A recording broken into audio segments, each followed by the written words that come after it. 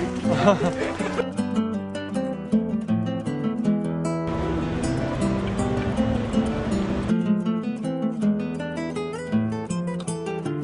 At kami mga social worker, binasagan kami mga lisensyadong pakilamero at pakilamera. Ako si Christopher Moraga. Taong 2007 nang ako graduate bilang sa kursong BS in Social Work. Anak niya ngayon ay. Okay naman. Pumasok si Danison, si Clarice rin dyan. Kaso lang kami din. Pero last week, nagkasakit ba siya last week? So bilang social worker, ang trabaho ko, mag-conduct ng home visitation at gumawa ng case assessment. Nagkamagkano ka? Magkano? 4 na kilo. Ano eh, mas maabilidad pa si anak niya eh. Nagakot sila kasama yung papa niya, nag-ano sila ng kahoy. Magkano kinita mo? Kano kinita mo po? 68. 4 na kilo? Ha? Yan na. Sabi ko sa'yo. Oo. Oo. Piso lang sa'yo, kaya hindi ka pa man marunong. Nag-iisip pa eh. Pero pumapasok siya namin sa school. Pumapasok yan sila lahat. 5 yun sila nag-aaral.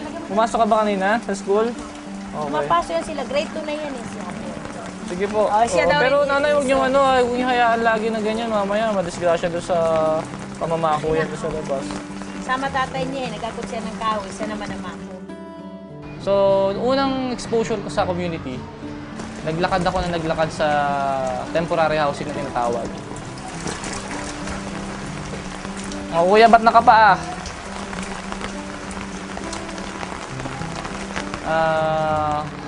Dito nakatira yung iba namin mga beneficiaries na nag-aaral dito sa loob ng Philippine Christian Foundation. Madalas sa kanila ang hanap buhay ng mga magulang nila ay pamamasura. At yung iba naman ay nagsa-sidecar. Iba naman na nangangalakal ng mga bote dyaryo. At yung iba naman may mga iba't ibang trabaho sa labas. So napansin ko na napaka-depressed talaga ng area. Unang-una sa lahat, yung dadaanan ko papunta doon sa mga bahay ng aming mga beneficiary. May nagsusunog ng goma, may mga tuwing umaga mayroong napakasariwang basura na galing sa mga truck ng basura galing sa buong Maynila. So, dadaanan mo lahat yun araw-araw.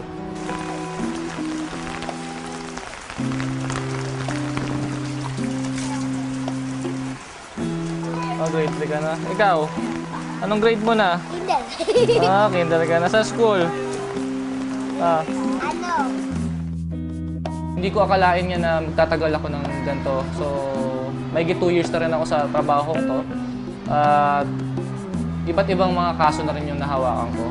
So, isa sa mga cases na medyo hindi ko makakalimutan yung isang abuse case, sexually abused na bata, estudyante namin, na kung saan ang kapitbahay nila ang nang-abuso. So, medyo masalimuot yung nangyari doon kasi yung bata, nirefer sa amin ng teacher. Yung teacher, sabi niya sa akin, "Sir, may problem po tayo." Yung isa po natin bata, tulala po lagi, walang focus sa pag-aaral. So nakita yung mga behavioral changes dun sa bata, which naging alarming dun sa amin, mga social worker. So nag-conduct kami ng home visitation dun sa bata. After namin malaman kung ano yung nangyari dun sa bata, kailangan kami makapag-formulate ng isang intervention.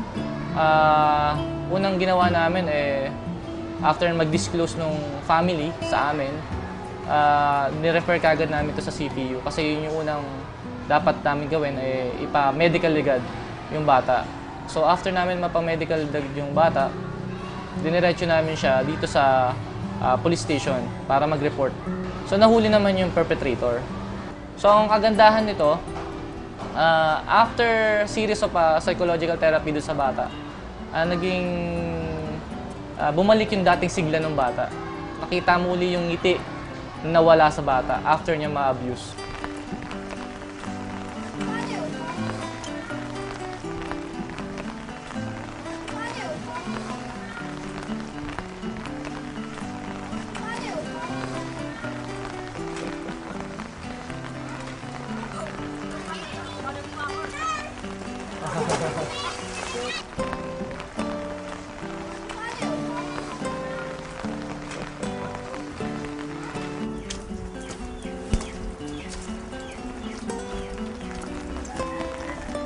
Biktima kasi ako ng ng broken family din. So, yung mga batang broken family din, naiintindihan ko sila kasi na-experience ko yung hirap ng walang pag-aaruga ng magulang, wala yung guidance ng mother mo, wala yung guidance ng father mo. At naging support system ko lamang yung mga kaibigan ko. Handalin ba sila? Sa gusto nito nyo. Kaya. Alas lahat naman. Magkano yung ganyan eh? Piso na yung ganyan. Never say never. Yung turon, 5 piso. Ay, ano pala siya? Siyete. Utang pa po eh. May mga nangungutang pa. Hindi, imbis na kumita, no? Ano pala, delay pa yung kita, no, tayo. Ay, kiraan lang. Kiraan tayo, ah.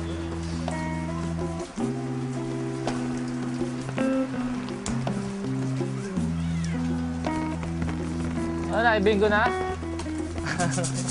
May kiraan lang po. Dumating din time na gusto ko na talagang uminto sa pagtatrabaho bilang social worker. Kasi napakahirap. Maliban sa may mga time na hindi kami recognized bilang social worker dahil ang iniisip nila ang social worker dole out.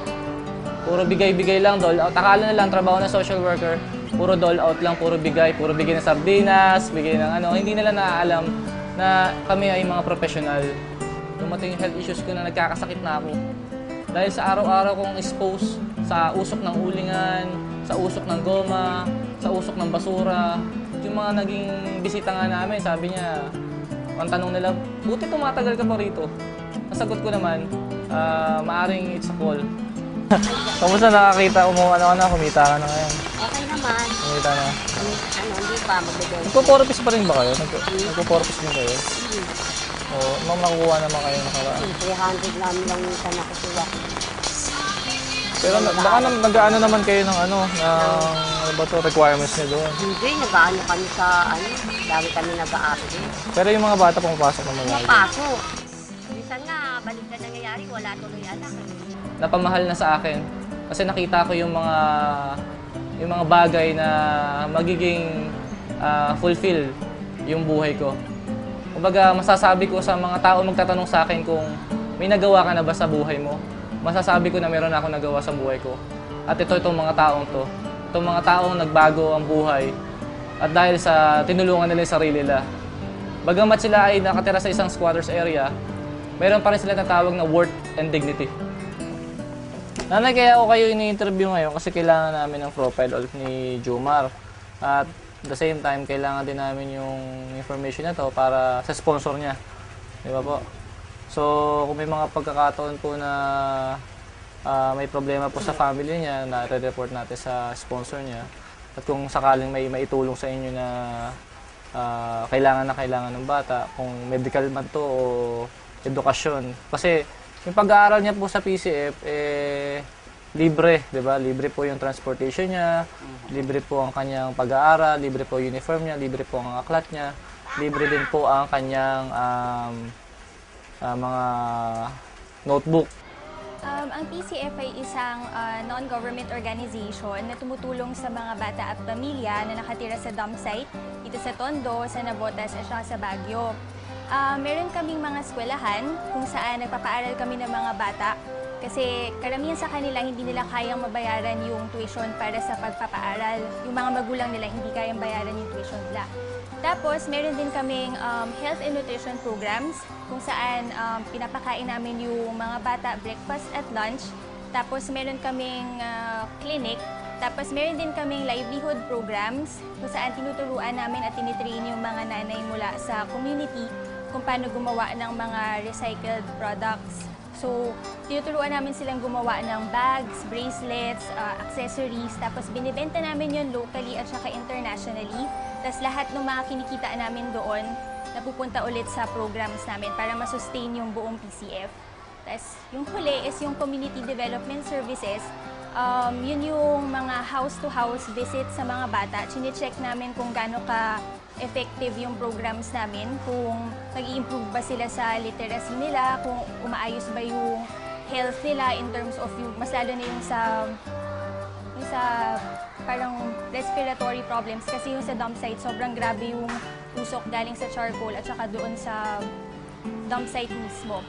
Although we provide the free education, still our number one problem is to encourage the children to come and attend school because they would rather prefer and help their parents in finding income in order to augment the needs of the family.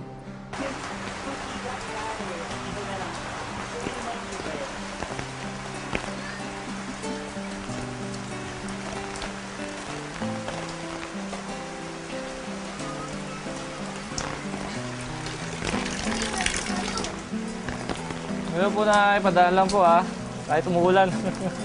Kung tatanungin ako kung hanggang saan kung kaya ibigay yung hanggat kaya ko, hanggat kaya ng katawan ko.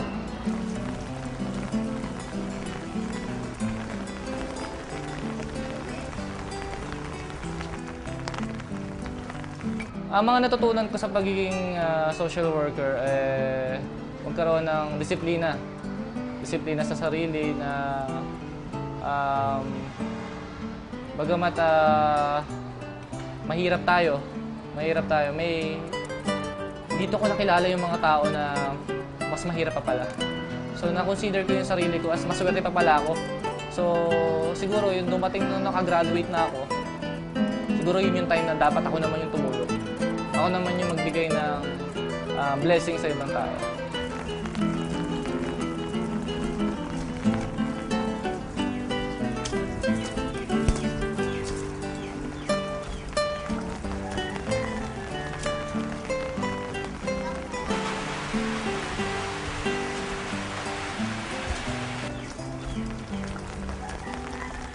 We believe, as a social worker, that every man has its worth and dignity.